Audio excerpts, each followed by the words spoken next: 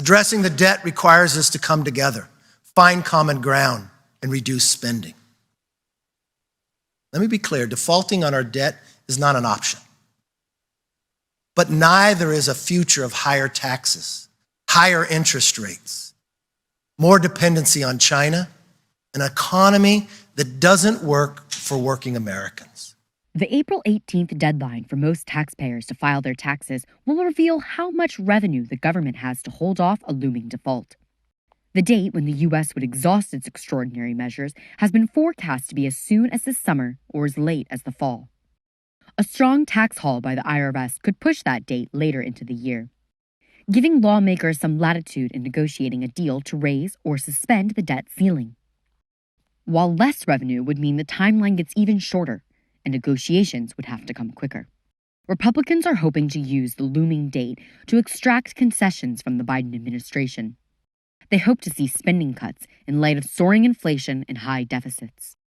House Speaker Kevin McCarthy delivered an economic address at the New York Stock Exchange in which he insisted spending cuts are necessary. Debt limit negotiations are an opportunity to examine our nation's finances. Now, in the past 35 years, there has been 8 major deficit reduction laws enacted by Congress. Every single one of them was attached to legislation that raised the debt limit, and every one of them was bipartisan. Why? Because the problem gets solved only when both parties come together. Tax day is an opportunity to gauge the overall health of the U.S. economy over the past year or so. The whole offers a snapshot of how much people earned. Higher collection rates typically mean more income.